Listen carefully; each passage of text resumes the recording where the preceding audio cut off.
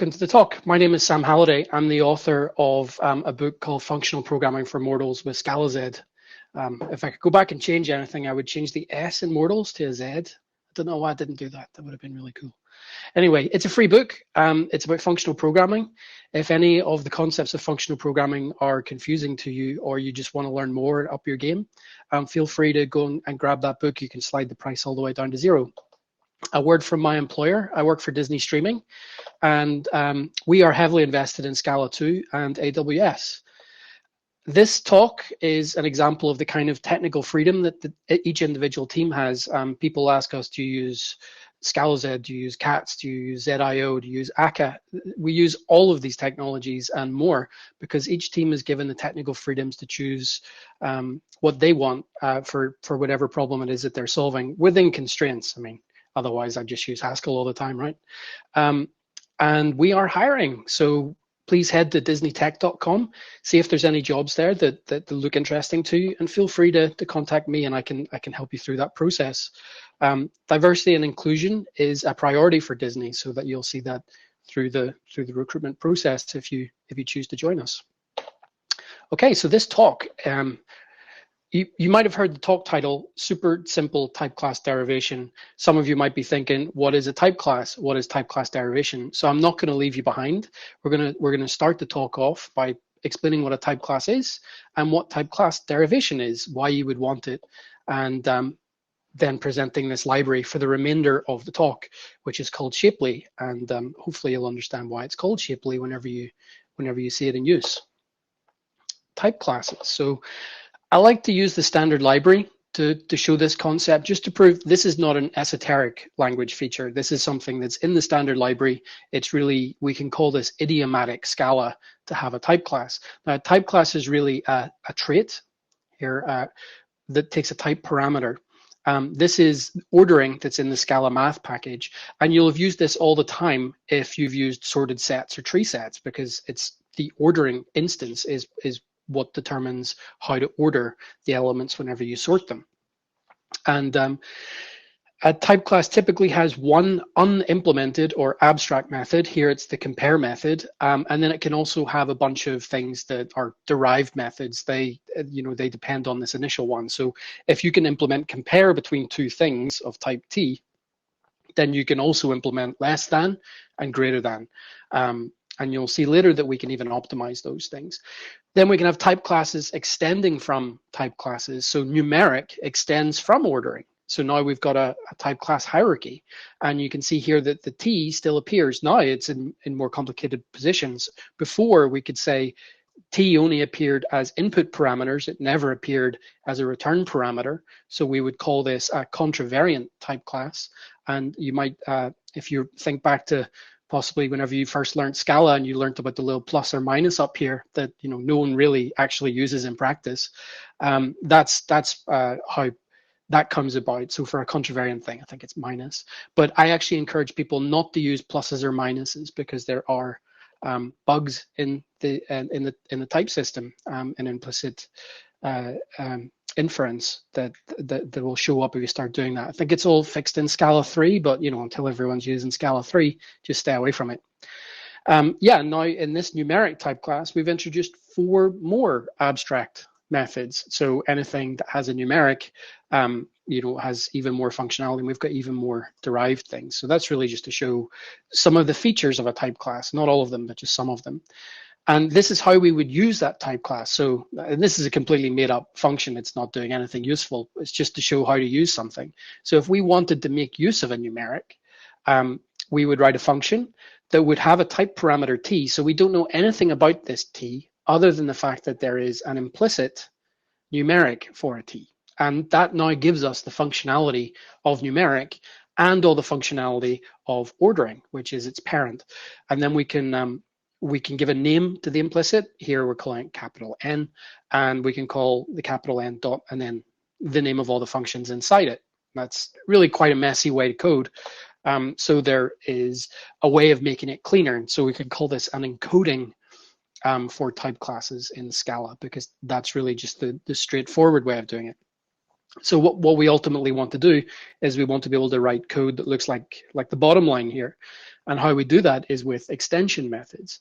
So by convention, you would typically put an implicit class on something called ops inside the companion of the type class, and it would take the implicit evidence over a t, and then all it does is it just calls all these functions, but it gives them nice names. So the plus gets an actual plus symbol, and now that appears as an extension method on every t that has a numeric, and that's why we can write the multiply here or the minus here or the dot abs like this.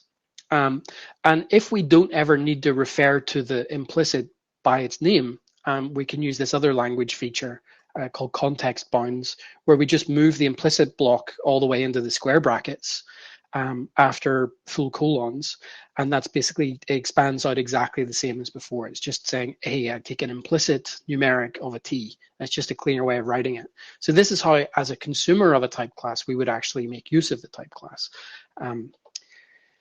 Now, to jump over to the other side of things, so that's all about functionality and polymorphism of functionality. An ADT, or an abstract data type, is how you would encode data in your program. The first and simplest kind of data is a case class, and we call these product data types. Another kind of data type that you would typically use whenever you're modeling some business domain would be sealed traits, and people call these co-products or sum products or union types. They've got all kinds of names, but they're effectively the same thing. I'll just call them co-products here. And then the final one are primitives, just values, things that they don't break down any further. So they're objects, case objects, primitive numbers, integers, longs, and things like strings as well, which, although are internally made up of arrays of bytes and so on, we can really treat a string as a primitive because it's really presented to us as a value. And this is an example of just an ADT that somebody might have used to represent something in their business domain. In this example, it's the GeoJSON ADT. So this is used for people to transfer geographical information between each other. And it's just to show that something that looks really simple ends up having something that's actually quite, I would consider this to be quite messy. It's just a lot of nesting. It's very difficult to sort of see what's going on, but at least it's well formed. Once you have a feature, you know how to then go in and get the geometry and everything inside it. But this is typical. There'll be a couple of sealed traits, a couple of case classes. They would refer back to each other. So a geometry collection has geometries in it, and so on. So we would call that a recursive data type, the fact that the contents of one of the case classes refers back to a sealed trait, and that can make things a little bit more complicated as well. So far we've introduced type classes, the abstract definition of a type class, how we would use a type class, and then where we would want a type class, because we would want to have a type class for our domain objects. And that brings us to instances, and that's how we surface the functionality for the type class for a specific type. When you're writing type class instances, we make them implicit, so they're either implicit vals or implicit defs, and they live on the companion of the type class, or they can live on the companion of your data type. You can put them in other places in Scala, but I don't recommend that because lots of things break if you try to do that. It gets very, very difficult to reason about which instance is being used in any specific scenario. And when we're writing the instance, we typically start with the primitives. So in this case, we would start with double. And this is just copy pasted from the standard library. So the ordering for double, it implements compare, much as you would expect. It's just calling out to the Java standard library.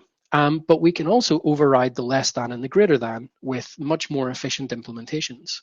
Now, there is something that's worth pointing out right now in terms of performance, which is when you're talking about primitive values like doubles and longs, those things get boxed. So every time you call compare, if you've got two primitive double numbers, they will both get wrapped in Java lang doubles whenever this gets called. So there are object allocations involved in using primitive values with type classes, and there's just no way around that because it's Scala. And Scala just always boxes primitives, really. There are some things like specialization that help you get around it, but ultimately you just have to buy into that performance hit.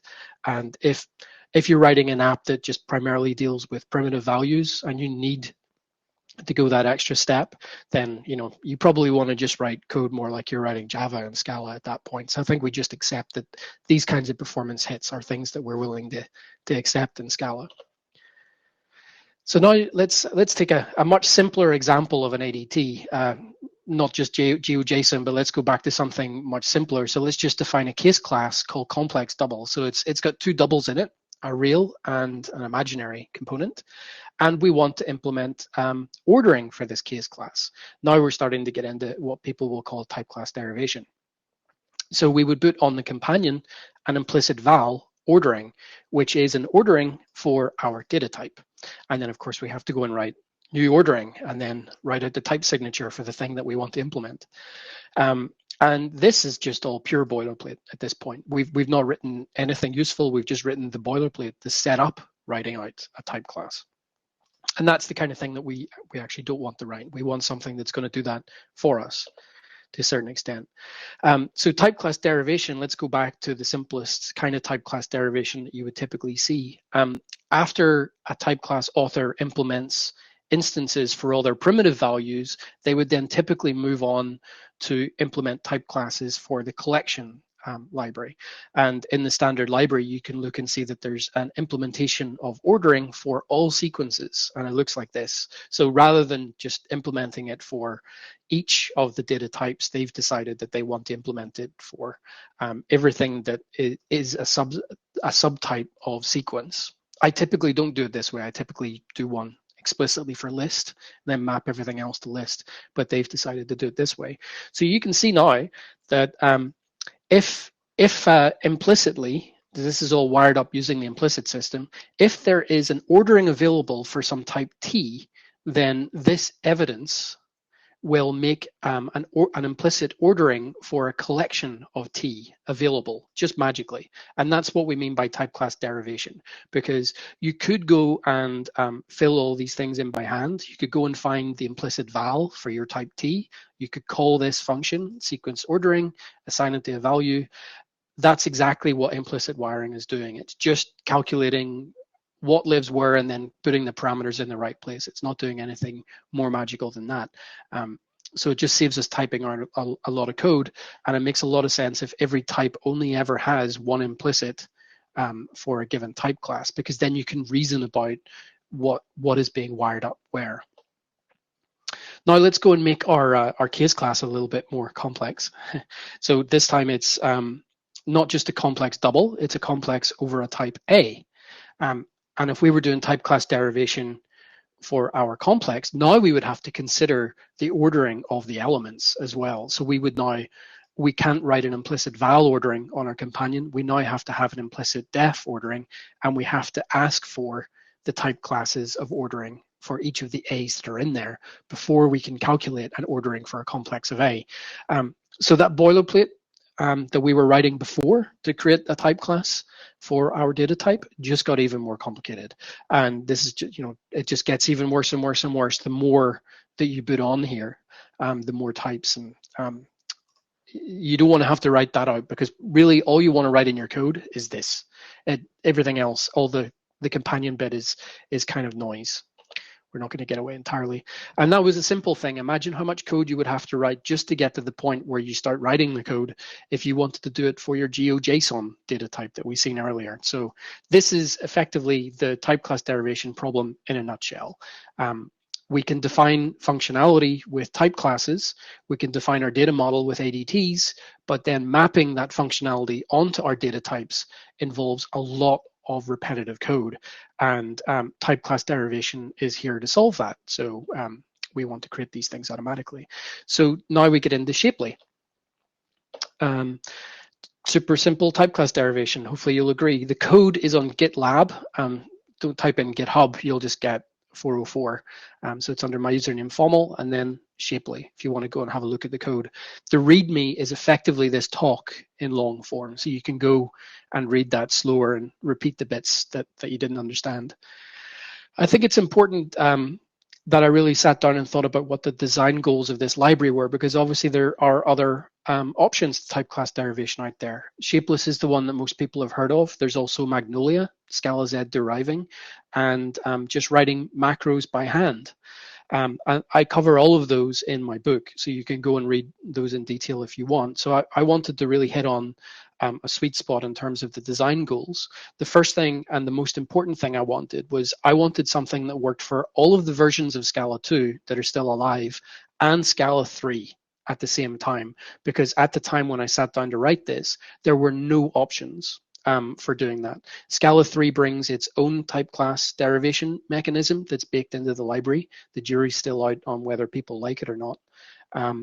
Its effect at the time, things like Magnolia didn't work on Scala 3. So I wanted something that would bridge me over so that I could have a code base on both. I think Magnolia now works on Scala 3 with caveats. But I'm not entirely sure about that. The thing is that a lot of those libraries, they've jumped to supporting just Scala 2.13 and Scala 3, whereas I want to support all the way back to Scala 2.11 and actually have the option to support Scala 2.10 if I ever need it. I've not sat down and written the macros, but I know that it's possible to write them. So the implementation, I wanted it to be as simple as possible. I mentioned macros. Actually, on Scala 3, you can use this without ever touching a macro. It's implemented entirely without using the macro system for a subset. There are a minimal number of macros to implement this on Scala 2. So if you want to understand the details of how it's working, that reduces the complexity, the burden that you need to hold to understand how Shapely is working. And then we introduce more macros the further back we go in terms of Scala versions. So if you look at the implementation for Scala 2.11, there's a couple of macros in there to basically expose features that have been introduced in Scala 2.13. And I want to avoid fancy types. So there's no HList or cons or product types or anything like that. There's no complicated implicit derivation going on where things call each other recursively in a list-like fashion. You'll see that it's actually quite simple to understand how we write something that's going to work for all case classes and sealed traits. And fast compilation. So of course, this is the big problem with Shapeless, of course, is that the compilation speeds are very, very slow because the compiler is doing a lot of work. It's it's using the implicit wiring system almost like a programming language in a way to really properly derive things in a very logical fashion. And here, the compilations are very fast because there's really only one or two hops for the compiler to actually do something. So it should never be slower than a handwritten instance. And at runtime, I wanted to make sure that it was just as fast as if you were to handwrite it. It's actually just as fast as Magnolia, and I've benchmarked that at runtime. So there is one object allocation overhead every single time you call these things, but that's pretty much it. And this is kind of what I would say is the simplest way to use Shapely. And we do it. There are 3 type classes in Shapely that abstract over your type classes. So if you can just get over that meta statement for a moment, and let's look at how they're designed. So let's just look at X functor for now. So you might not have seen this. This is called a higher kinded type. It means it takes a type parameter F that basically has that shape. That's the shape of a type class though, because an F that takes a type parameter is a type class. To have an X functor for your type class F means to implement X map. We can just read the signature also that it doesn't appear so scary. So what it's saying is, if I'm going to say rather than F, I'm going to say your type class, because you've got to think about this in terms of you're the author of a type class, and you're wondering how you would implement X functor to get the value. So an X map says that if you give me your type class for an A and a way to go from an A to a B and a B to an A, then I can give you your type class for a B. That's all it's saying. Then we look on these sort of 2 more novel ones. Align says, well, if you give me your type class for an A and your type class for a B, I can give you your type class for an A and a B, a tuple. So products, basically.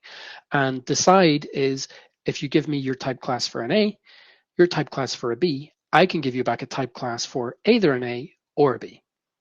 And the reason why this slide is called divide and conquer is this sort of is a bit of a homage to Scala Z's divide type class, which kind of originally introduced all these concepts. Ed Kmet was working on it. What we're more or less saying is that in order to support any case class of any size, we just divide and conquer each of the parts using a line. So we split the case class in two, and then we split those parts in two, and we keep on splitting them until we get down to just individual components. And decide is what we do for sealed traits. So a sealed trait is basically just a bunch of nested eithers. We just, do one at a time until we find the one that's relevant for any given situation. So let's look at some examples of how we would implement that. Yeah, before we get on to that, there is actually a way to simplify X functor. So if you remember earlier, I was talking about how ordering was a contravariant type class. Well, if you've got a contravariant type class, you don't need to implement all of XMap. You can actually just implement a subset. So we have contravariant extends X functor. So if you implement just this method, you get X functor. And similarly for a covariant type class, which would be something that only has the type parameter in the return position, you can implement fmap. And again, just to demystify these things and make them less scary, if we just read off the type signature for a covariant thing, if you give me your type class for an A and a way to go from an A to a B, then I can give you your type class for a B. And a contravariant thing, it's just saying that if you give me your type class for an A and a way to go from a B to an A, then I can give you your type class for a B. And it seems weird because what you might think is that covariant is actually obviously the more simple thing because we're more used to mapping things. But actually, once you get into it, you realize that contramap is in many ways much simpler. And we'll see some examples. And this is the real reason why I used these names, align, covariant, decide, contravariant, is it gives me the acronym ACDC. So I'm going to call these things the ACDC type classes from now on. I hope nobody minds. Hell's Bells being the official Scala Z theme tune, in case nobody knew that. So something we can do straight away is, if we've implemented an X functor, is we get support for any vals, because then we can just contramap from the thing that's inside our any val. So adding support for an any val means implementing contravariant for ordering. So let's see what we would write. This is all boilerplate all the way up to here.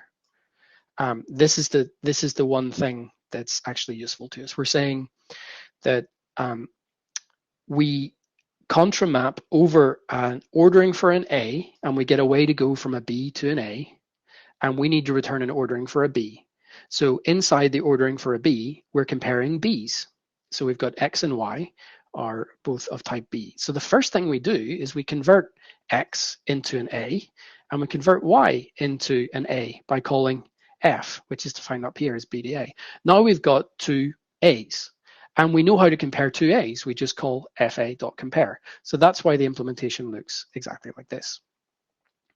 And then we would look at implementing align, which gives us support for case classes. And again, there's a lot of boilerplate involved, but we only write it once. And it's the type class author that writes it once, not the users. And this is the implementation here. So everything apart from what I've highlighted is just boilerplate. And we're saying that if we want to compare a tuple of A and B with another tuple A and B, first of all, we call the compare on the first parts of the tuples. If they are the same, then we then go and check the second part. So we go for the _2s. And the third thing we have to do is support for sealed traits. And the actual implementation is just this bit here. So now we're doing a pattern match on an either and an either, and we're saying if they're both left, then call FA's compare. If they're both rights, then call FB's compare. If we get a left and a right, then say the left wins. And if we get a right and a left, then say the left wins. So that should all be very consistent, and everything should just line up nicely whenever you use ordering. So now we've implemented our 3 ACDC type classes. How do we use it? Well, we call it like this. So we've got our complex, and instead of having to write lots and lots of code like we did before, we just call ordering.derived. Slightly more complicated because ordering is actually in the standard library. If the standard library was using Shapely, we would call it like this. So you can imagine this is your own ordering thing, but this is the only thing that we need to type in here. And interesting thing to note is that this is not a macro. You can go and see the implementation, but ordering.derived is just regular Scala. It's not a macro. And if you're using Scala 3, you can make it even cleaner. You can just write this. You can just write derives ordering, and more or less, it's adding that boilerplate under the hood. There is an annotation that I wrote a couple of years ago that works on Scala 2 that basically makes your code look like this. But I'm not using it myself anymore because there's no way to port it to Scala 3. And I'm trying my best to write code that's working on Scala 2 and Scala 3 in case I find myself in a situation where I need to be writing Scala 3 code. And that using that could basically stick you on the Scala 2 forever. But yeah, it looks nice and neat now. Let's go and pick some more examples. So equal is, now we're writing our own type classes, not looking at the standard library ones. Equal is another contravariant type class. It's basically the same as ordering in many ways. The A's only sit in parameter position. Default is a type class where the A is in return position. So this is a covariant type class. And then the third example that we'll look at is semigroup, which is basically just adding things together. So you add an A with another A and you get an A back. And because the A type parameter appears in both parameter position and in return position, we call this an invariant type class. So it's neither covariant nor contravariant. And when you implement these things, something you have to do to get that derived method on the companion is just to extend this thing called derivable. Which is just a little bit of boilerplate that you need to write as a type class author. So let's pick an example. So again, this is almost all boilerplate. The real code is in here, and it looks almost identical to ordering, basically. And then a line in here, we do the equals on the underscore ones, and then add and equal on the underscore twos, which will short circuit if the first one is false. And then decide is like this. So this is what the seal trait support looks like. I'm just going to fire through equal because it looks so much like ordering that there's not much time dwelling on it. Default is slightly different. So now to get an X functor, we don't create a contravariant thing. We can use covariant now, which means we have to implement fmap. And the difference now is that we get an F that goes from A to B, not B to A. And that means we need to call the dependency before we can apply the thing to it. So if we're creating a default B, we have to first call fa.default to get something with an A in it, and then we can pattern match on that. If it's an error, just say, well, it's still an error. If it's something else, then what we can do is we can call F on it. And we probably could have just done a map on that. I can't remember if map exists on older versions of Scala or not, but yeah. So now we call the F, which is A goes to B in here. And we implement align. Align is like this. So this time we have to call fa.default, fb.default. So I guess there's a little bit of wastage there because we're calling both of them and then we're going to throw one of them away. And actually we're going to pick the left one every single time. So if we have a sealed trait, we're going to say the default value of that sealed trait is always the first element. And then, it'll figure out what the default of that thing is. And sorry, that one's for case classes. It's because there's lefts and rights involved. This is for products, sorry. So that's giving us the default A and the default B, and decide is the one where we're always going to pick the one on the left as our fallback for the sealed trait. The third example is semigroup. So now we can't use contravariant, we can't use covariant, so we just go and implement X functor, the whole thing. And now whenever we're implementing XMAP, we have access to F, which is an A goes to B, and G, which is a B goes to A. And first thing we do is we convert the B's that we get as input parameters. We call G on them to get A's. Now we've got two A's, so we can add those together, calling FA, and then we can map the result back into a B. So now we've got a semigroup for a B, and we derived that entirely from the semigroup for an A. The align, we can just split it up into two parts. So the one on the left part here deals entirely with the A's, and the part on the right-hand side deals entirely with the B's, so the second part of the tuple. But what happens to decide? I mean, we could probably write something that compiles, but what you would find is that if you were to implement decide, for semigroup, you would end up with something that breaks the laws of semigroup. And also there are laws for the AC/DC type classes that I'm not going to go into now, but you can read the documentation on the type classes and see what those laws are. And you just have to make sure that if you ever implement those things, that you write some tests or even just write down in pen and paper to convince yourself that they're going to work. Yeah, so it doesn't work. It would result in broken instances. So that's just, a little bit of a warning there. But you can't always write AC/DC type classes for your type classes. So let's go into a little bit of details of how Shapely actually works and how you can use it in a different way that gives it even more power.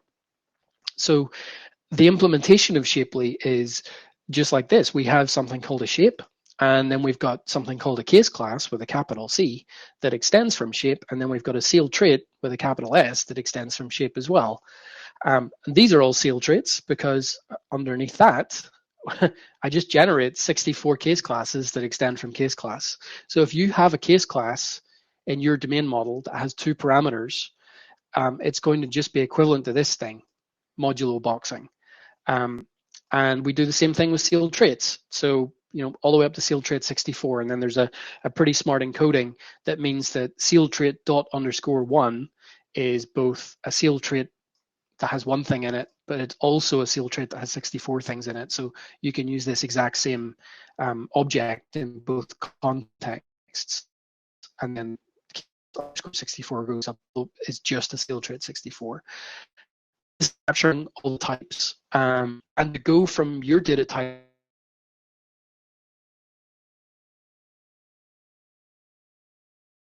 Shapeless and Magnolia, which go through their own representations, which are more complex. So how do we get between your data types and then a Shapely shape? Well, this is the kind of core type class that does the mapping. So for your data type A, this type class will be automatically created by a macro in Scala 2. In Scala 3, it's created using the Scala 3 type class derivation mechanism. So it's actually, there are no macros involved at all in Scala 3 for this part of the functionality. And the B is the shape that's going to correspond to that. And once you get hold of the Shapely, you can go to and from the abstract representation. And every time you go from your data type to a Shapely shape, it's just 1 object allocation. And then coming back again is just 1 object allocation. And that's effectively free. And you can also just generate code yourself. So when would you want to do that? The first one we've already seen some examples or some hints of you might not be able to write a lawful AC/DC, but you might still be able to write a lawful type class. A good example of that is if anyone uses Scala props or Scala check or any of these generated testing libraries, arbitrary cannot be implemented as a lawful decide, but you can just go and write down a lawful derivation rule for sealed traits. It's got to do with the weighting of the probabilities whenever you're choosing. So you would want to write generated code for that. Another reason why you would want to generate code yourself is if you wanted to have maximal performance. So using the AC/DC mechanism, doing this divide and conquer means that there is an object allocation every single time you divide and conquer. So you might see that would show up, for example, on doing equals between 2 case classes that had 64 parameters. You might actually start to see quite a lot of object allocations. And sometimes there's just no way to write an AC/DC at all. But it's a very valid type class to have. Here's a real simple example. Let's say we want to have a type class called enum, which is supposed to give you all the values for that type A. So obviously A is really a sealed trait here, but it's one of your domain objects, sealed traits. You want to be able to call values on it. There's no way to write an AC/DC for that.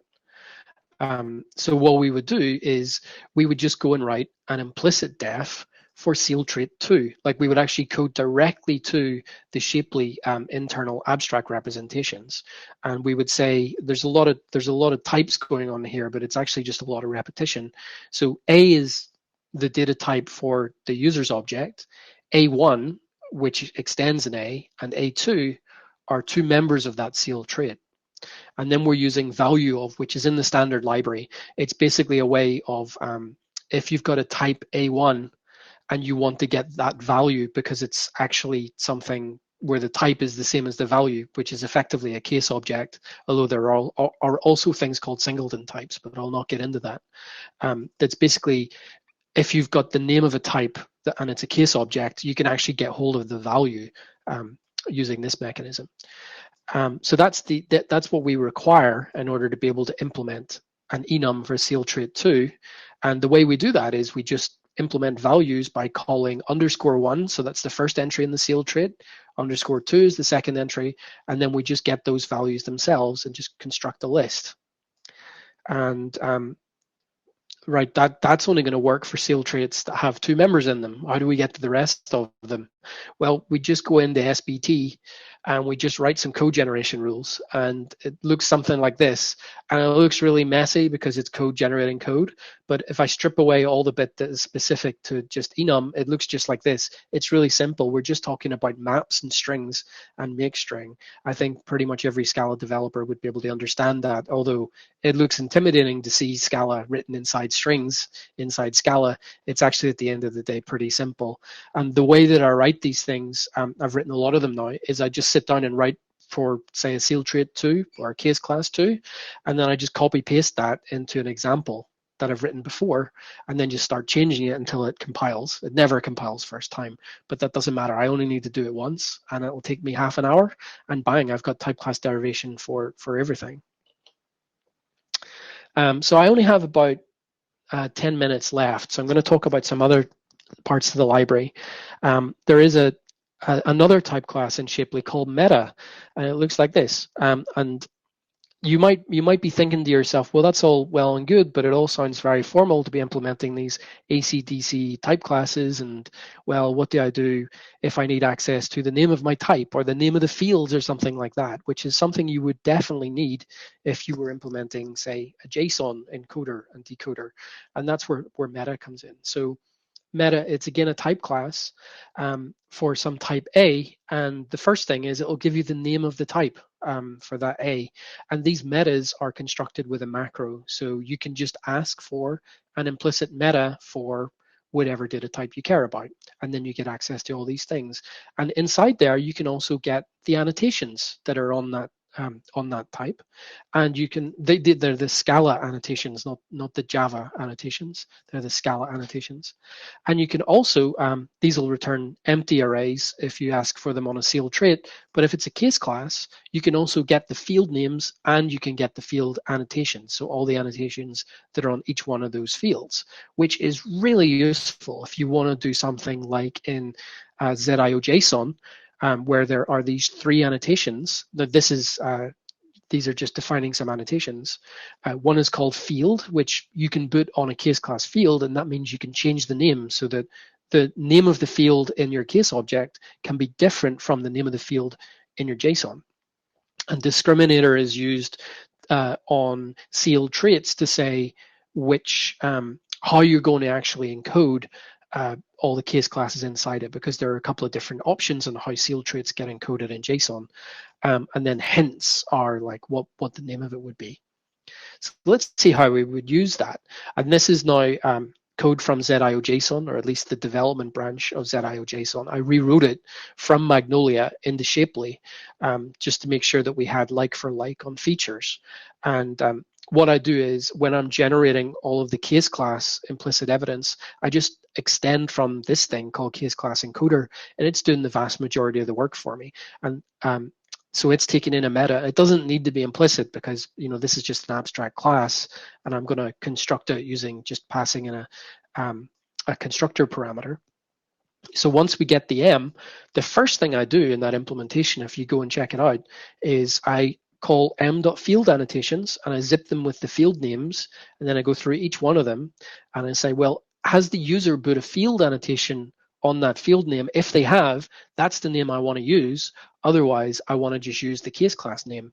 And now I have an array of strings which has the name of all of the fields in that JSON object, which are case class object case class field names by default, but the user can override them. So let's look at another example. On the sealed trait side, I want users to be able to put the discriminator annotation on to decide how they're encoding their sealed traits.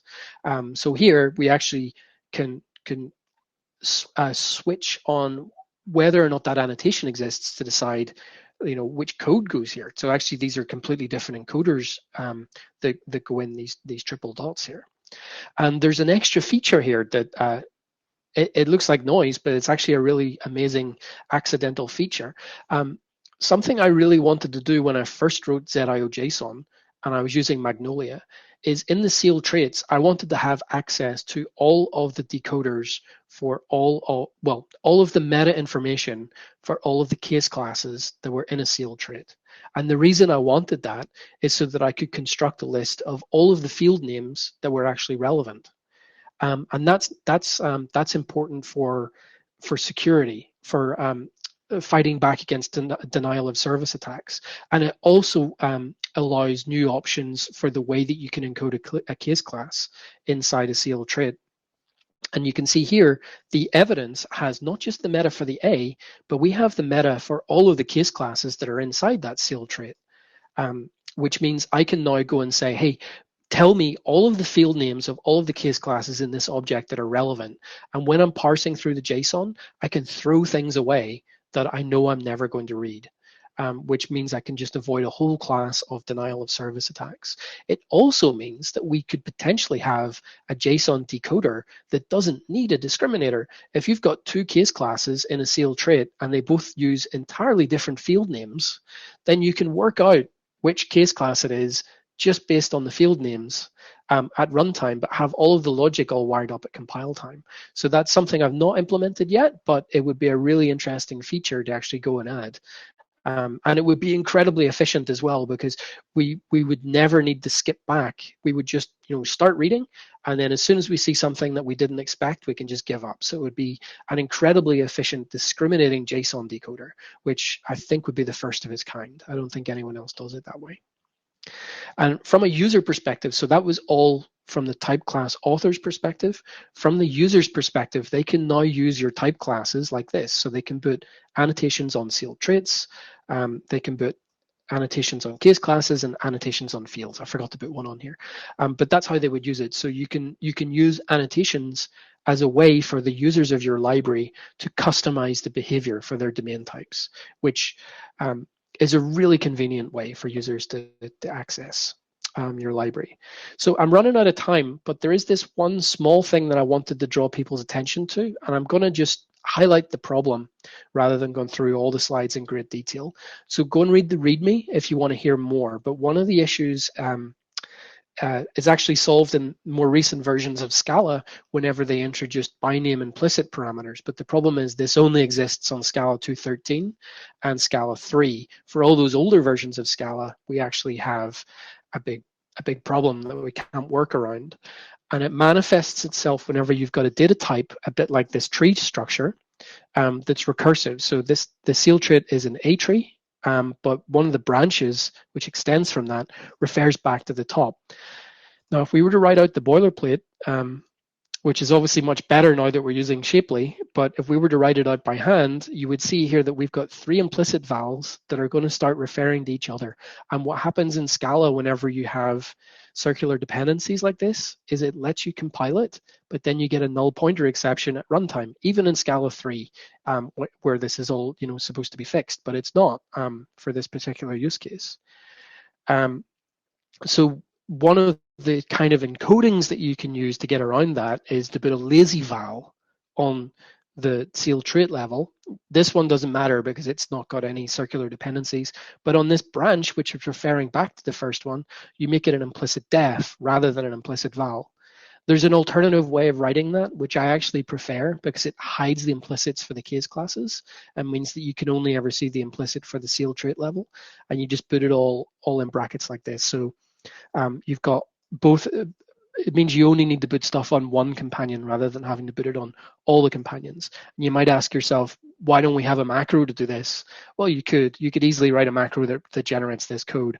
Personally, I like simple things, and this just having a macro for that feels like it might be one step too far, but it still doesn't solve the problem, because what happens here whenever we call equal derived is it just calls leaf and branch, and they refer back to the lazy val, which hasn't been instantiated yet. So you still get your null pointer exception.